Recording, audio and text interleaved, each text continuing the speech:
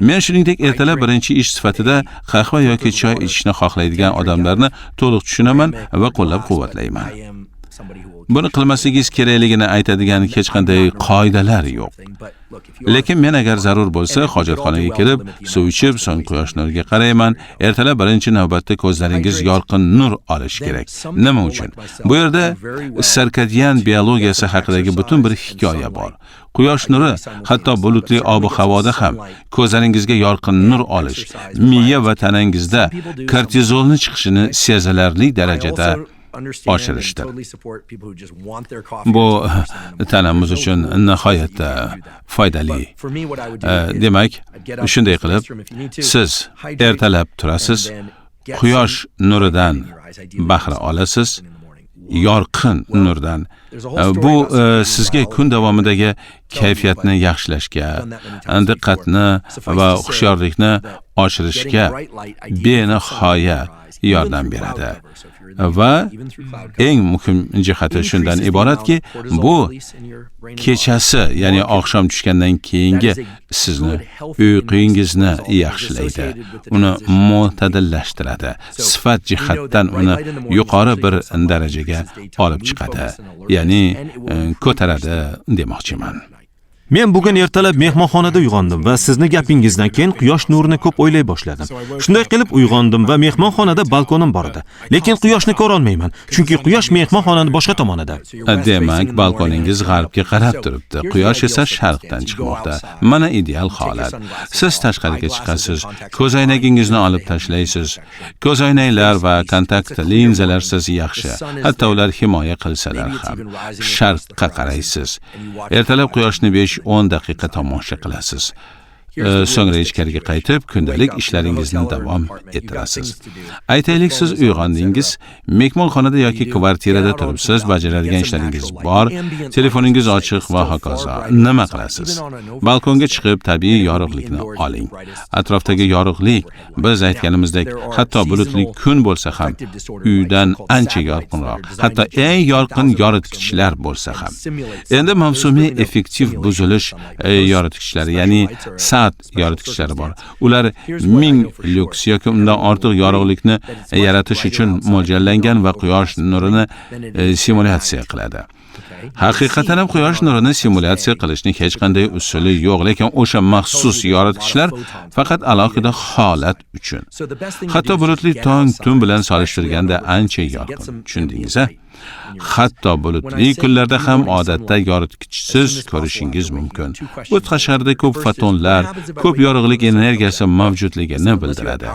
Shunday qilib, eng yaxshi narsa tashqariga chiqish, ayniqsa bulutli kunlarda va ko'zlaringizga atrofdagi yorug'likni olish. Men ertalab quyosh nurini uyg'ongandan so'ng tezda ko'ring deganimda, har doim ikki savol yuzaga keladi.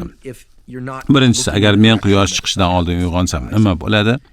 Xo'sh, bu yerda aytmoqchi bo'lganim shuki, bulutli kunlarda yoki agar siz quyoshni ko'rmayotgan bo'lsangiz ham, siz quyosh nurini olasiz.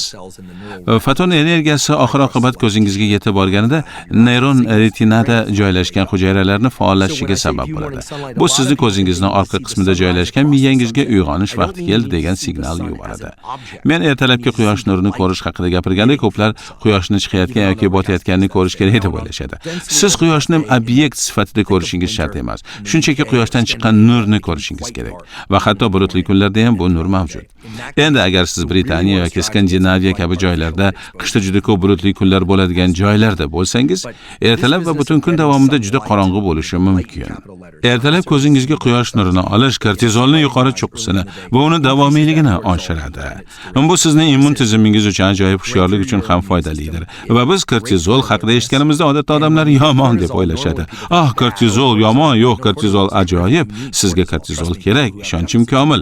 Kortizol ishlab chiqarilishi yoki tartibga solinishida muammolari bo'lgan odamlar turli xil muammolarga duch kelishadi.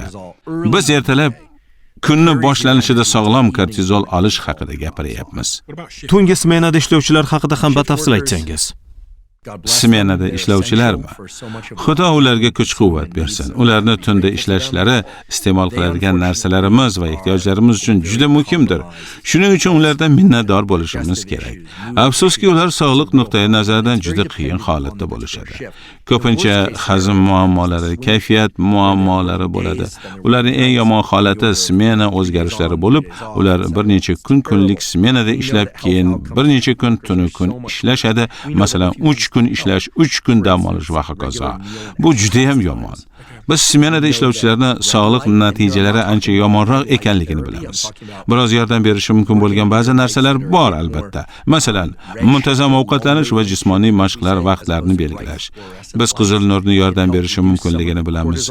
Bu yerda men qizil nur terapiyasini emas, balki qizilroq, to'lqin uzunligidagi nurlarda ishlashni aytmoqchiman. Ya'ni yorqin fluoressent lampalardan farqli o'laroq.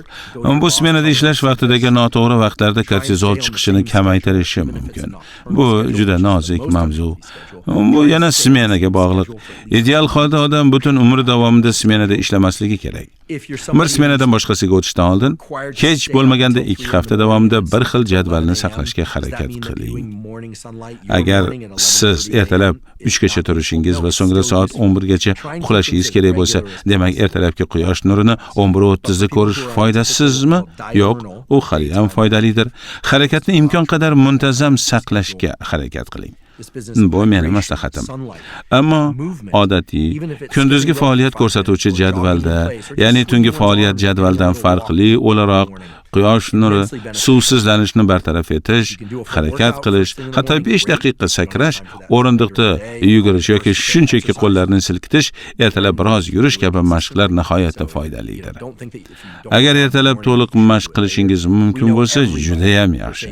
Agar bunga vaqtingiz bo'lmasa, keyinroq kun davomida qiling. Mashqni muntazam qilish mumkin bo'lgan vaqtda bajarish kerak.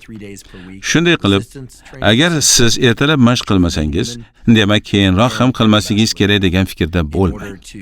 Bilamizki, har kim uzoq umr ko'rish, sog'liq davomiyligi va umuman farovonlik uchun har hafta kamida 2 yoki 3 kun mashq qilishi kerak. Bu erkaklar, ayollar va yurak-qon tomir tizimi sog'lom neyromuskulyar bog'lanishlarni ta'minlash uchun, miya salomatligi, yurak salomatligi uchun. Agar siz buni kunning boshida yoki tushlik paytida qilsangiz yaxshi.